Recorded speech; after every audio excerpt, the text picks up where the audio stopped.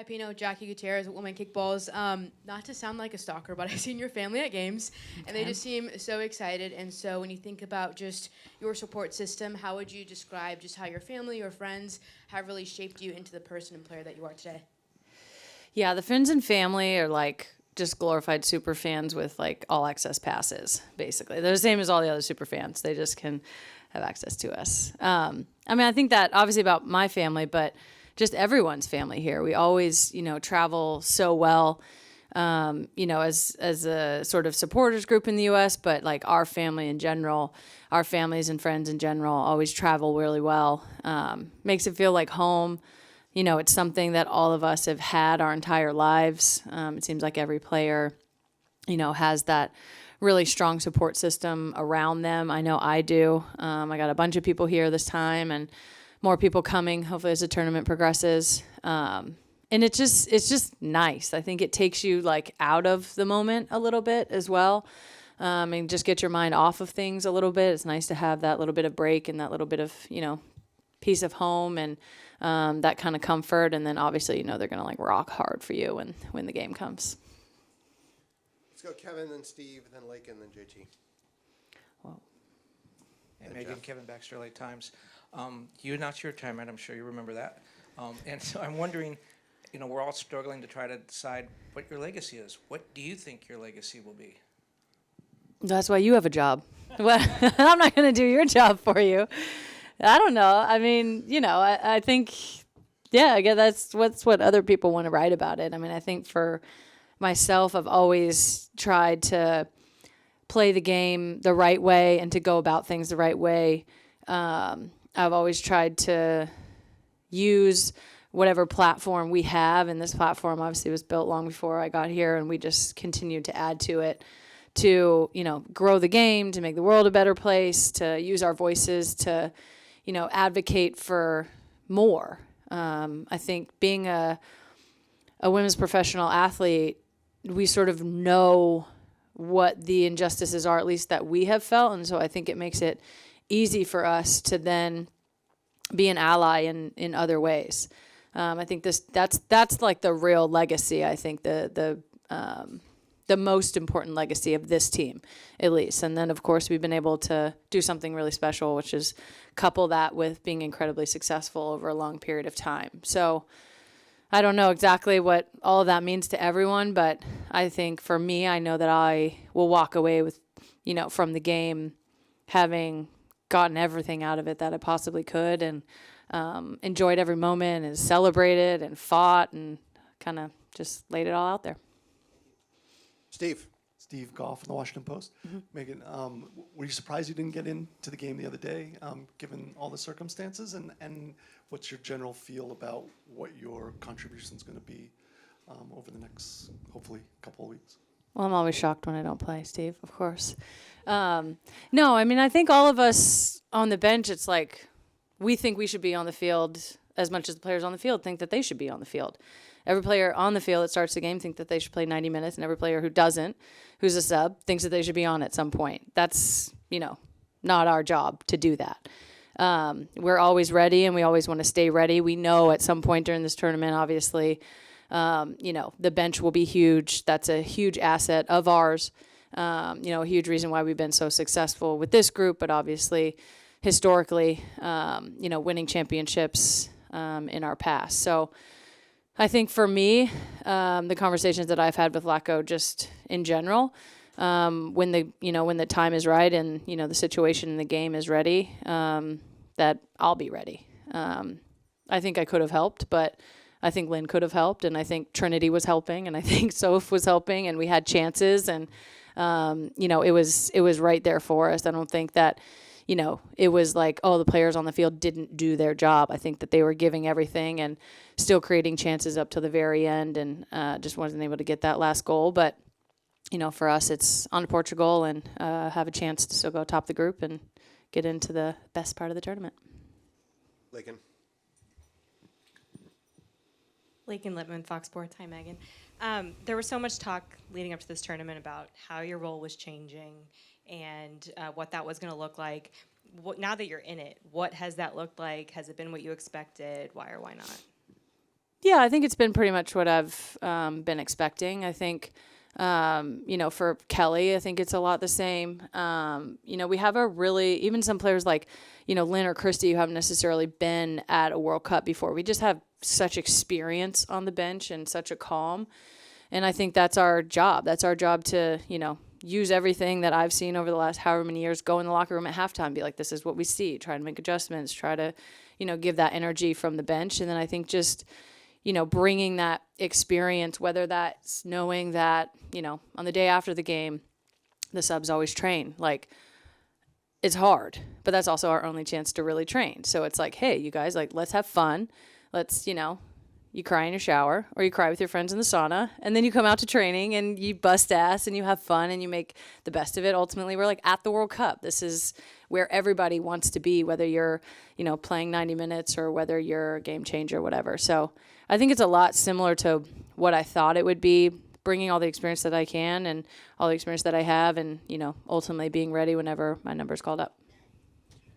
We're going to go JT, then Jeff, then Doug, then Nancy, then Ann, then Henry. I'll leave it to you to remember all that. Oh, He's pimping me out. Sorry, My goodness. Kasuf. Look at all these questions. I don't know if we'll get to everybody. We'll see how the questions go. JT. Thanks, Aaron. Hi, Megan.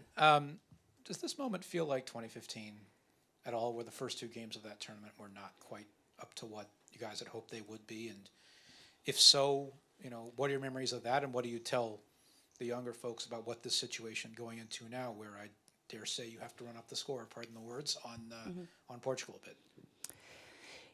I think being on the U.S. Men's National Team, it kind of always feels like this. Like, when was the last time anybody wrote a headline? It's like, they played the best game and that's exactly what we were expecting them to. No. Like, when you're at the top, like, you're always looking to get better. That would be you guys not doing your job, and that would be us not doing our job if we're like, nope, played great, doing everything we're supposed to be doing. So it kind of feels like that all the time. There's always things that we want to work on. There's always, tactically things or technical mistakes or, game plan or scout-wise that we want to be better. Obviously, if we would have won last game, we would have, clinched the group and been through already. But whatever. I mean, it's like, this is the tournament. This is what it means. This is the pressure of being the number one team in a World Cup, but this is just the pressure in general of being at the World Cup. Like, this moment is going to come no matter what. So it's not a bad thing, I don't think, for everyone to be like, okay, let's strap in and get ready for this game, knowing that, not only the result, but the performance needs to be there. And I think we knew, too, that we were going to have to build into the tournament a little bit. It's different to a lot of other years where we've had a consistent group in the whole time. We've had players coming back from injury. We've had different lineups. We've had, players playing with a lot of different people around them and not having that consistency. So I don't think this is anything that anybody was really worried about, but I think it was something that we knew that we were going to have to build into the tournament and just understand that's where we are. And I think for me, I'm excited. You have a must perform, sort of must win type of game. I mean, I'm sure we could I don't know all the scenarios, you guys know that, but it's a pressure moment, and that's what the tournament is now. Every single game from here on out is that pressure moment, and that's the best part of being at the World Cup. Megan, over here, Jeff Carlisle with ESPN. Just piggybacking on that a little bit, what's the mood in the team, and what have your conversations with your teammates been, given that you have to at least get a draw to guarantee advancement? And just, you talked about the pressure just now, but I wonder if you could expand on that just a tad. I think, of course, there's a little bit of anxiousness anytime there's, a result that needs to be had that has a little bit of feeling to it. But I think that's exciting. I think everybody knows that, too. Everybody's okay, we have to perform better and we have to get this result. I mean, I think that is something that just always gets passed down through the generations of this team is no, we go into these moments hell yeah, this is exactly where we want to be. This is, you could feel it in the second half even of the game against the Netherlands of that it's coming. So I think for us, we're excited. We're unsatisfied with the way that we've played, but we know the areas that we can be better, and I think there's some really simple fixes that we can do to put ourselves in a better position to have more joy on the ball, especially in the final third. And I think everybody's looking at this like, let's go. Up front here.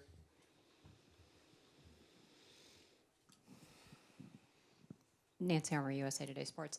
Megan, we've seen in this tournament debutantes winning games that maybe are a lot closer than anybody would have expected. There haven't really been a lot of blowouts. What does that say about the state of the game, and how good do you feel walking away when you see a tournament like this? I mean, it's just so good. All the games are amazing. I think the best teams are playing well. Teams that maybe people haven't been following are playing really well. The level is super high. Players are scoring goals in exciting moments, scoring great goals. Like, I think just in general, the level of football being played right now in the women's game is incredible. I think that I'm not surprised by that, and I think probably most people in this room aren't surprised by that. The ones who are a little late to the party maybe are, but I think, I said before the tournament, like, I don't think we have to go out and prove anything as the players. Like, just come and watch the show because we already knew it was going to be amazing. I think this is obviously sort of zooming out, something that all the leagues around the world can really build on and, kind of draft off sort of moving forward after the tournament. Like, you just know it's going to be great. This last round of games is going to be great. Each knockout round is going to be great. Teams are prepared physically to be able to sustain the kind of level that you need for excellent performances. And I think that's something that is huge. You're going to get the best out of everybody every round going forward. And, to us, it's really no surprise. Obviously, we've been very well funded and well supported for a long time. And that's why we've been able to have those excellent performances in game, 5, 6, 7 of the tournament in the 120th minute and whatever it is. So I think for us, we're not surprised. I think all the players should feel an immense sense of pride about the quality of the tournament and about us backing up everything that we've said about ourselves. I think, just in general, we've had to bet on ourselves so much, and we hit every time. Ann. Oh, sorry. Either one. It's all good. Rochambeau, Next. and then we'll figure out. Go ahead, Doug, next. go ahead and then in. All right, thank you. Thank you. Hi, Megan. Doug McIntyre, Fox Sports. You mentioned the history of this team passing things down. There's a history of the player that was like the superstar at a previous World Cup taking on a supporting role. The next one we saw Abby do in 2015. Mm-hmm. We saw Carly do it 4 years ago. I mean, how much has that sort of inspired you to sort of fill the same role here?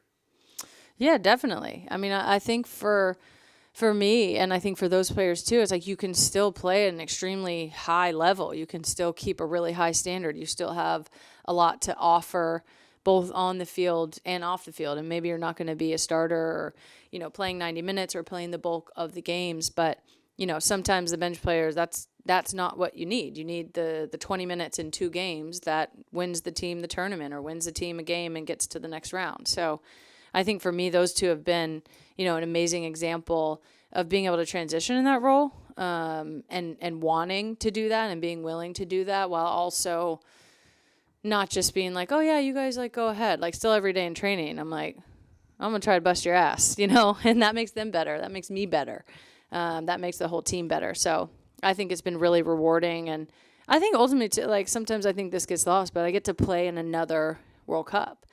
I get to be in another situation to compete for a championship. And I think as an elite athlete and as an elite soccer player, like, that's the point. You don't want to play in meaningless games. You don't want to just like play in friendlies or, not compete for championships. I mean, even at home, I think playing for the Reign and being able to be on a team that's contending for a championship every year is what keeps you there. I'm not sure I'm playing for a team that is really bad and at the bottom of the table. That would be really difficult. It's like these moments are the moments that you chase, and whether you're on the field or, behind the goal in the last game, banging on the thing, cheering for everyone, like, that's the moment that you're chasing. Ann. Annie Peterson from Associated Press. Last World Cup, are you taking, like, time to kind of savor the moment more so than, the last 3 World Cups that you've been to? I think so. Yeah. I mean, I think it's hard not to, have those sort of moments of reflection. I'm trying to stay present as much as possible, but because I just want to fucking win too. I'm like, oh yeah, last World Cup, great. And I'm like, no, it's awesome when you win, not when you don't win. Even if you get to the final and you lose, I'm like, well, that wasn't that fun. But you want to win. You want to be in that. But also, it is really special being here with my family, having Sue here. Being with my teammates who, some I've played with for a long time, some are brand new. Just being able to have a different kind of experience. I'm kind of trying to straddle sort of both realities of, taking everything in and realizing this is one of the most special things I'll ever do. But also just being very much in the moment and doing, whatever it is that's necessary or whatever it takes to, win another championship. Last one for the dais for Mr. Bushnell. Henry Bushnell from Yahoo Sports. Megan, we all saw what Lindsay did in the Dutch game. I'm wondering if you can take us like a bit more to the day-to-day behind the scenes. How have you seen her take on the captain's role since she kind of stepped into it in Becky's absence? And maybe even more generally, how have you seen her grow over the past few years, maybe past 4 years? Yeah, I think that's a great point in the second part of your question. I think it's been happening over time and, something that I think us older players have really made a point to do is like try to give the blueprint and, bring people along in real time. Like oftentimes it happens where, the leaders or the captains on the team just like retire and they're gone, and it's like the team just sort of moves on and it's hard. So I think, Becky's done an incredible job of being that leader for everyone and someone, who everyone can look to. But I think Lindsay stepped into it really well. I think she's, taking on more responsibility, reaching out to players more, understanding like she's going to be the one that has to go talk to Vlatko. She's going to be the one that has to address the team. She's going to be the one that has to score the goal and, put the team on her back. And I often say like the leaders have to be the shield for everyone. Like there's no reason that, bullets should hit anyone behind. You got to be the one that can take on more and handle more in those pressure moments. And I think her experience being here before and just taking on more even in her club environment has prepared her really well to be able to step into a game like that where it's tough. We have to score. She's getting into a little spat and just to have that that kind of like bravado, I think, in that moment is really important for the team. Now the team's like, don't with her. Like don't get her mad. Now other teams know that as well. So it's like you get that sense of swagger going as well. And I think that helps in her leadership also. But I think just within the group, you can tell she's constantly making sure and understanding that it is her job to make sure that everything is going right.